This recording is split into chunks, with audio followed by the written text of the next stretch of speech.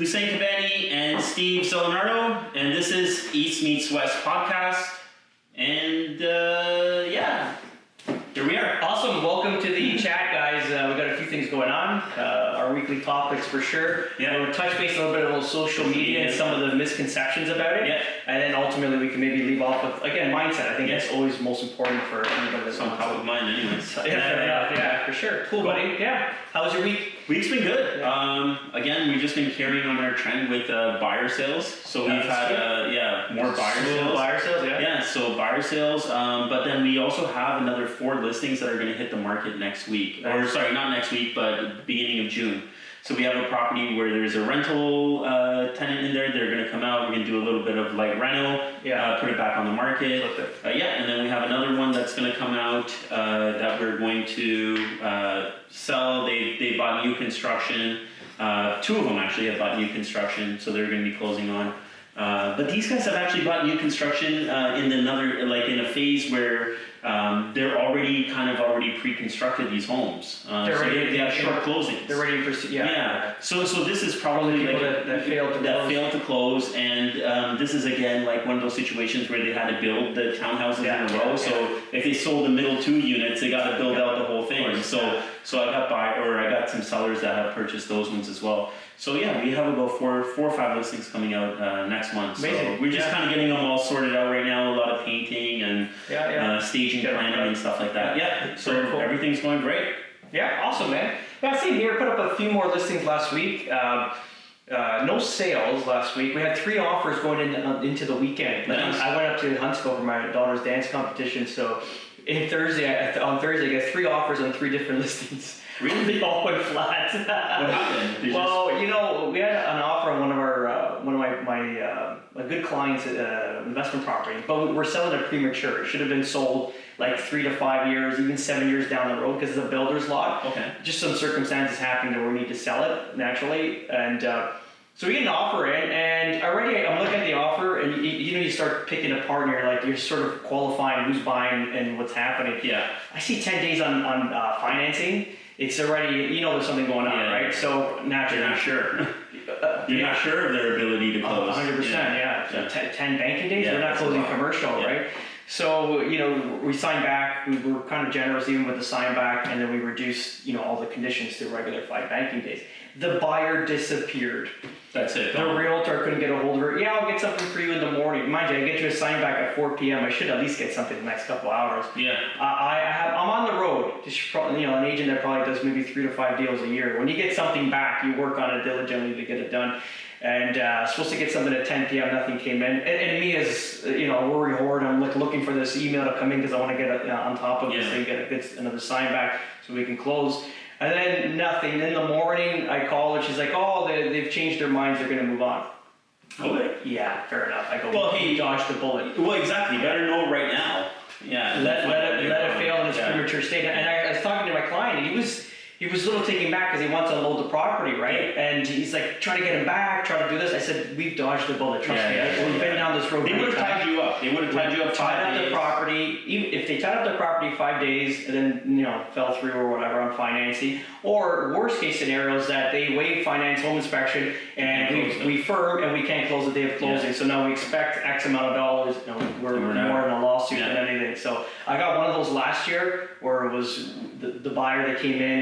It was too easy where they paid very fast for the property, and those are always warnings in my mind. But the clients, they push you. They want this exact dollar, and so we accepted the agreement or that offer. And it was like failed to close. Well, yeah, they have 3 days prior to closing. It's like we can't close, we don't get the money. So it was like 72 hours to shut down my business to get this thing situated. So I always tell my sellers, it's great. You know what? It's great that you got the offer on paper. Everybody agrees to terms. You got the deposit. I would not celebrate until I have the check from the lawyer. Like that's when you know it's done. By far, Do a light champagne burst of affirmation. Fine. But it's a new term in real estate. Firmation. Yeah, firmation.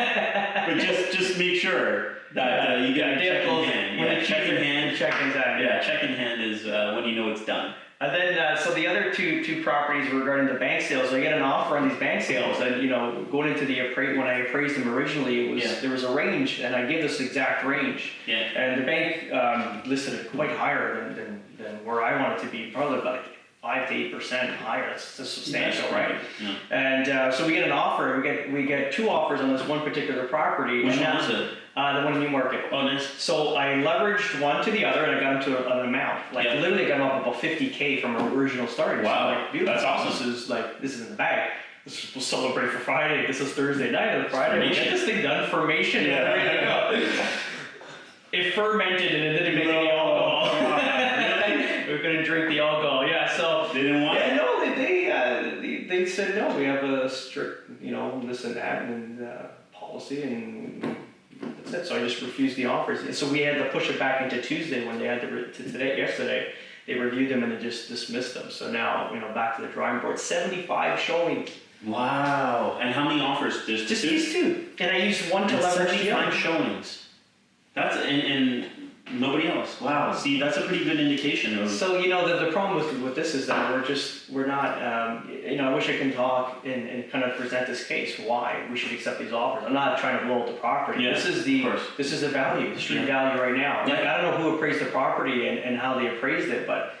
But that's subject to someone's opinion too, right? Like the appraisals are subject to opinion as well. Well, for sure, but usually they're pretty decent. But I don't know. Okay, so let's just say he did appraise it a little bit higher than where it should be. Yeah. When you're on the market 45 days, you get 70 showings. That's like almost 2 a day, 2.5 a day. Yeah, you should be taking it. And you only get 2 offers. If it was a general seller, it would have been in the bag. Like, hey, this is all we're gonna net. This is the most we're gonna get. Let's cash it in. But mind you, the bank's got a lot of power, so they can do what they want. So I'm gonna go on with the ride. And I'm just curious to see how this works out. Because every 30 days we adjust the price. So now we're at 599. I guess the next one, hopefully a nice 20K drop to 579, and then maybe lock it up at that same amount that I got now on paper. So hey, but you know what? Sometimes I think they also have they have to have a paper. They have to have a paper trail. They have to have a paper trail, and I think they have to keep a certain number of days. And that's why I'm not fighting. When they said they refused, I'm like, okay, fair enough. I'm back to the drawing board. Let's get this thing. We'll see if we can figure something out. That's all. Yeah, and that's fine. I'm gonna wait out. Yeah, so that was interesting. So again, real estate's great because. You work 90-hour weeks, and you wake up every day unemployed. So that's right. Gotta find the next one. Yeah. So that's what it is. Yeah. So that's pretty much it. Yeah. Cool. Yeah. Awesome. So we wanted to talk a little bit about social media. Yeah, I think I was talking when I got in here, just the misconceptions about social media, and I remember going into a listing of mine, and there's other agents that have a huge social platform and the whole thing, which is great. I think we have one too. Sure. It's but there's a misconception because there's a lot of people putting money behind getting followers and stuff like that. So we don't need people from Brazil and like Europe looking at our listings and liking them because that doesn't bring in offers, right? That's right? We need something more local where what we're doing is target marketing. We're in the same program where we pick specific areas and we target these specific areas where we're going to market our property. So if we get less likes and less impressions, who cares? It's more of a concentration rather than like a broad band. So you can get 100,000 impressions on a listing, but they're all abroad. And they're never going to buy any real estate in Toronto. So I think we got to narrow that in. We got to squeeze that in and let our clients know what we're doing and why it's important and why we're doing it. Because we have other realtors that have massive platforms, 70,000 followers, 50,000, 100,000 followers. But again, how do those followers come? And what are they? Where are they from? Yeah. That's so like as we know, like there's 2 ways of getting. Really, I think that there's 2 ways of getting the followers. One is the organic way, which is people that actually look you up and connect with you and follow you, and whoever your database or friends or family are, they're actually like that's organic. And the other way is also like paid, right? So a lot of these guys that have, I'm not saying all of them, but a lot of them, I would say, that have 70 or 100,000 or even 25,000 followers, they're likely paying for these guys. Like, I've seen Facebook pages for like people and businesses in general get started today, and all of a sudden they got like 3,000 likes on them. And it's fake, right? It's just being bought. Yeah, so This is weird. it doesn't hold any weight. Yeah. In fact, I think you're just fooling yourself, right? Like, and you're also fooling the client if that's what you're leveraging. There's no integrity in that. Yeah. If you're telling your clients that, this is how we're going to sell your house. Like I said, when I went into this, the property's listed for 30 days, we're going to adjust the price, right? It's even too long, but we wait for 30 because the property's higher end. We get in there, we do the whole report. This is what we've been doing, this is the action, this is the feedback, this is the price. It's like a whole thing. It's a whole, like, audit in a sense, right?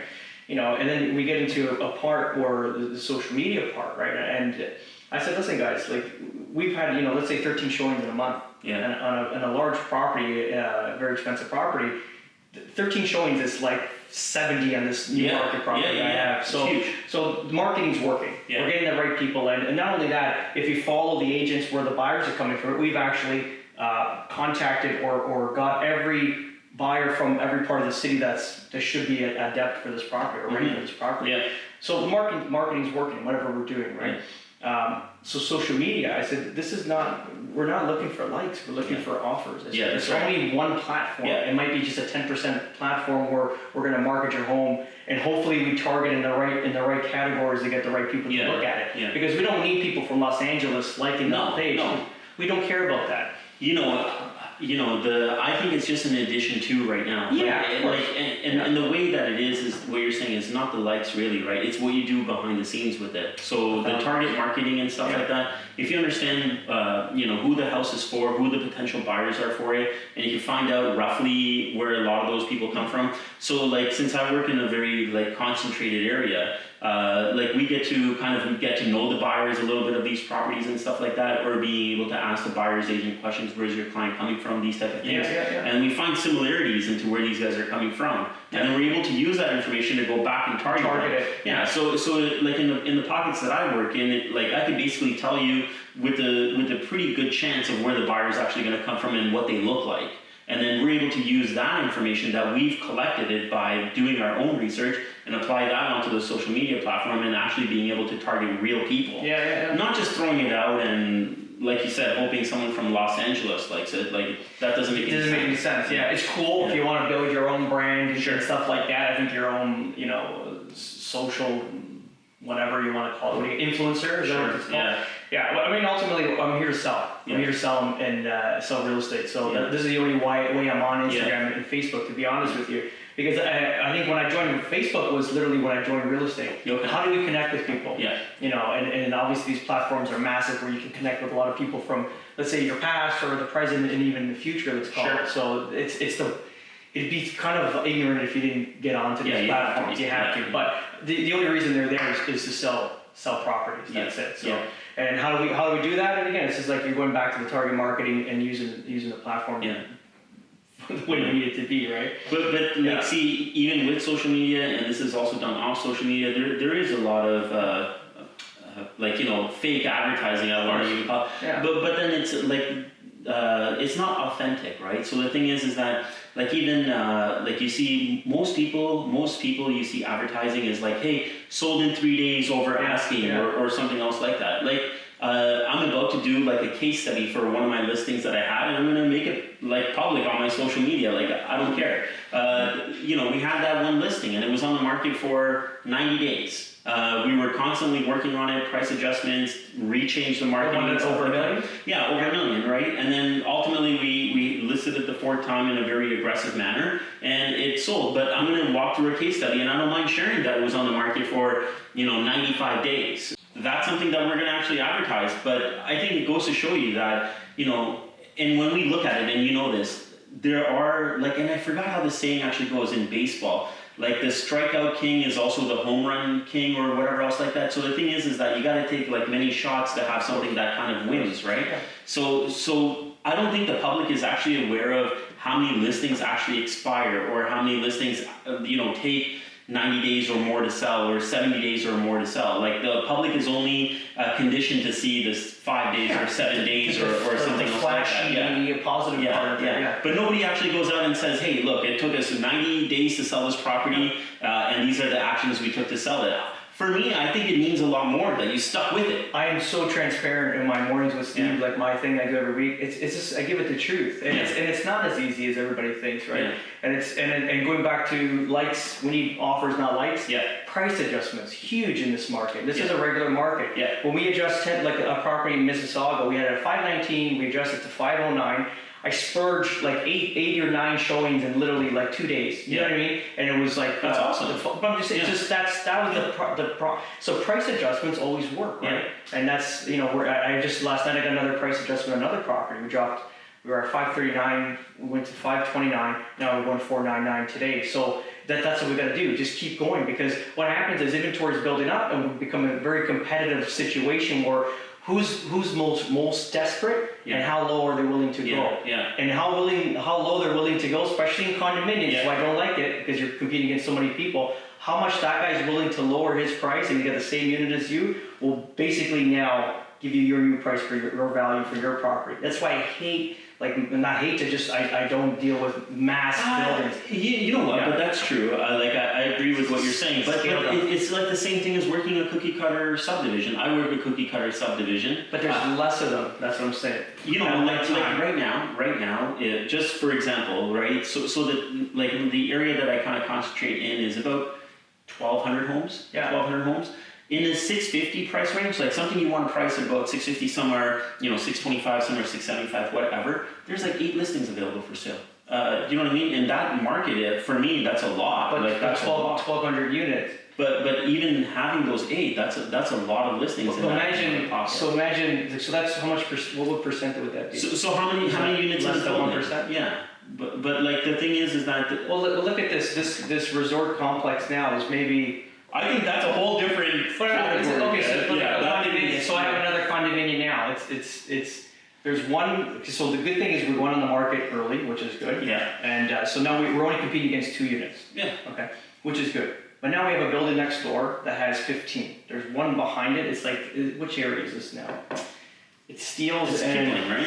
Is that the fair enough. Steeles and Kipling, something like that. Yeah. So and then there's another building behind, another 15 units, and there's like another 10. It's just. You're always competing, and then who's willing to go to the bottom? It's just, supply and demand, right? Yeah, I get it, but I don't know, man. We're very different with condos. I actually had a client that watching this that she just told me she doesn't agree with me either.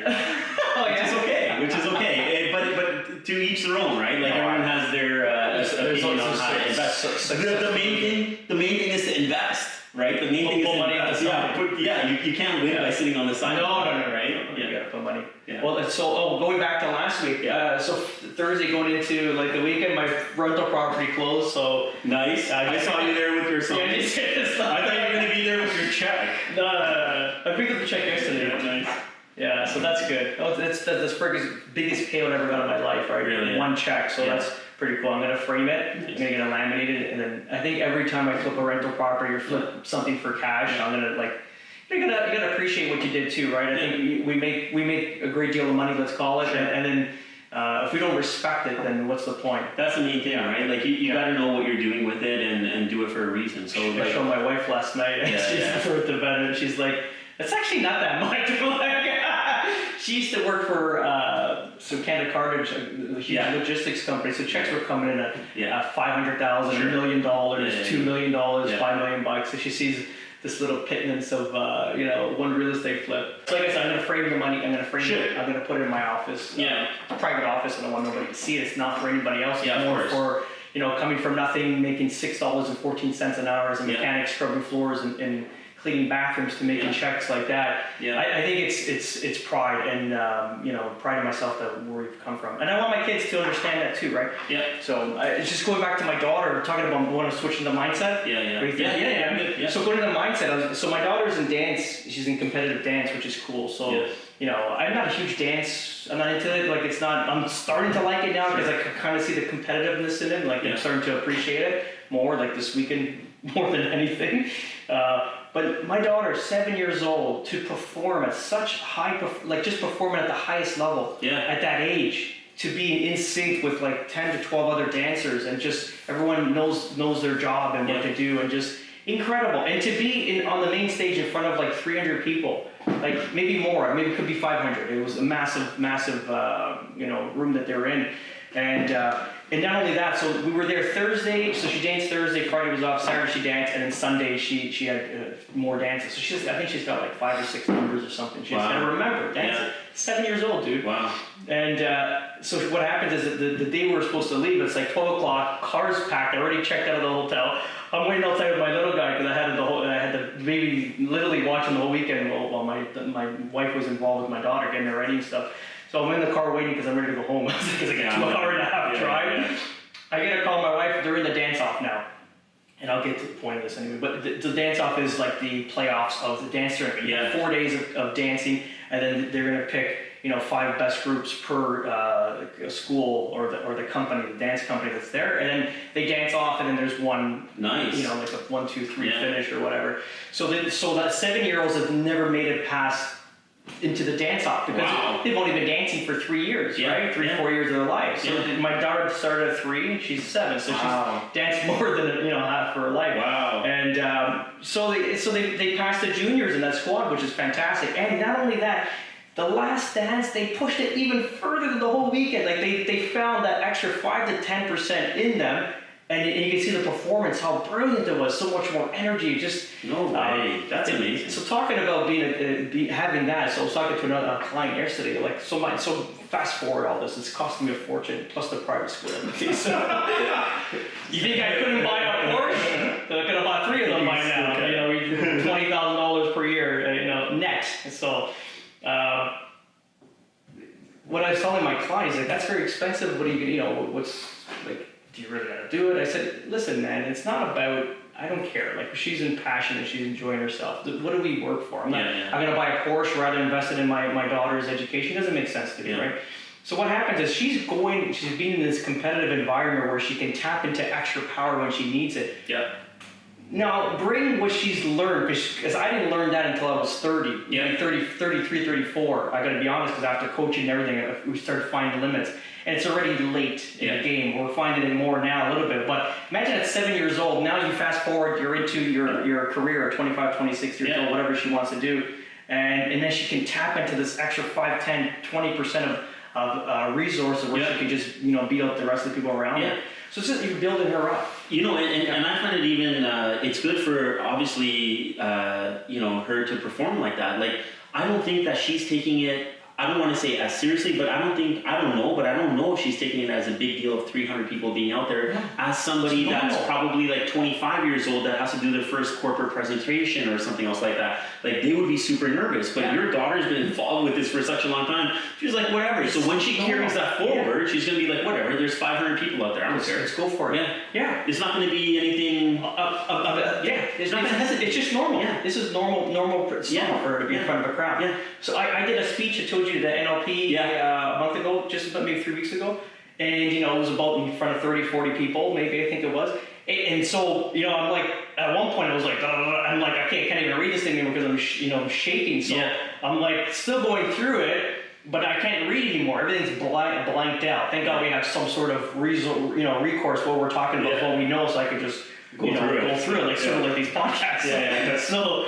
But imagine at that age, my age, I'm a grown-ass man, 38 this year, and I'm like, and she's 7 years old, dancing her heart out. So even us as adults, if we can kind of bring that into, if you're starting at 30 years old like we have, or mind you, you're in a corporate environment way prior to me, but for me coming from construction to, corporate environment, how do you build up, how do you build resistance and that confidence? And it's literally 1% per day. I always preach about this. It's just improve yourself 1% per day. I didn't have the opportunity like my daughter to go through this. And not only that, she's having a good time. It's no pressure. Awesome. Yeah. Doesn't care about getting paid, nothing. She's just going and dancing. But you see the way that you're looking at it and you're looking at all the mental development that's happening. Yeah. She's not thinking about that. No. She's out there having fun, right? And I love it. Yeah. And that's the way it should be. Yeah. So it's almost like parents, saying, why do you spend money, or other people having opinions on what you do with your kids and why you invest in private schools or why you invest in competitive dance. Sure. And, you know what? At the end, it's our job to better the next generation. Absolutely. My parents, came over here. My dad ended up playing my mom in a boat in 1950 or 1968 with 0 to their name, And they came from a war-torn country where there was zero opportunity to do anything. Yeah. They came to the land of opportunity, let's call it, in Canada, and they set this platform for us to be better. Yeah. So what are we doing for the next generation? So you gotta be able to take it to the next level. and how do you do that? I didn't have the best education going forward, Yeah. so the only way I can do it, because we're doing well in the same what we're doing in real estate, I can use that money to better them to educate them and prepare them their 100%. mindset. Yeah. Because it's almost like having a robin's nest. Yeah. Robins how they nest. Literally at one point, the mama bird she's like, okay, Get up. like give them the beak. She just throws them out of the nest. Yeah. They gotta fly. Yeah. Some don't make it. Hey, but you know what? it's true. So But robins don't make it. the key to it, key to this for the kids, I believe, and what I hear is that what you guys have been doing is influencing them at a very young age, right? Yeah. So the thing is that what do they say? I learned there's a book that says that they learn everything they need to know by kindergarten, right? Yes, by the age of 5 or something else like that. Yeah. So that period of time is so important. 100%. And so by you guys doing what you guys are doing, And it's really setting them up strong. for sure, and it's a hybrid version of because I make a joke, and it's probably true. After we close the door at our front house and we get inside, it turns to 1954. I'm strict with the kids, right? There's rules where they have to have respect, and if they're making a mess, they got to clean it. This is not a hotel. Everyone's got to pitch in. We're a team, so I'm very strict. Yeah. Probably more than my wife, the sense, right? Mind you, she's with them all day, so it's different. Yeah. I'm more of authority voice because they don't hear me often, yeah. right? So if I say to them, it's like a whole. They take it to a different level. A whole different level, Yeah, right? yeah. So it's the whole point. And the only purpose for this is just to give them a better opportunity, let's say, than I had, and to let them go, right? Our parents gave us what they could give us, because what they've seen. Imagine my dad's family room was in a friggin' barn. That's crazy. Dude, with cows. They used to stay warm with cows. That's not too long ago. Yeah. My dad was born in 1950, so it was maybe in 1958 this was happening. Yeah. It's not too long ago, It's right? not too long ago. Yeah. So now we're living, great houses with central air and Think about the time progression, right? I was even thinking, so my dad is from East Africa and Uganda, right? Yeah. So when he was pretty much born there, I think electric lighting was just kind of being introduced, and it was reserved for the ultra wealthy at that time. Think about it. We just go out anywhere and turn on a light. I leave these lights on by accident overnight. I don't care. But you know what I mean? For them, and it wasn't that long ago. Just what you're saying. By far. Less than 100 years ago, or less than even 60 or 70 years ago, it was a completely different world. Yeah. Totally different world. Yeah. And I always, I remember I did that landmark thing. I've been telling you. I know. I never did. But so this kind of corrected my mind, because we always have some sort of complex where we blame our parents for this and that. It's not. They did their best with the tools that they were given. Yeah. So why do we gotta bitch about them? That's the tools they were given, ratchets and things. Now we got power tools, in my generation. So now I gotta give these kids a future type tool. You know what I mean? That's the whole job of it. Yeah. I think we can't just point fingers and bitch at things that may have happened in the past. Yeah. You're here now. Yeah. You can change things. But right? isn't that the point? A little bit of the point of having kids, so is to improve the future generation, right? Yeah. In my mind, yes. But a lot of people. People are confused in today's. There's a lot of confusion in this age, and I think it ties back to what we were talking about in social media. Do you know what I mean? A lot of the stuff is all blurred, and So this was East Meets West with my buddy Steve Zalunardo. I'm Hussein Kabani. If you guys have any questions for us, reach out to us, PM us, send us an email, however you guys like. And we look forward to connecting with you guys again in the next week. Sounds good, guys. Have an amazing day. We'll talk soon. Take care. Ciao.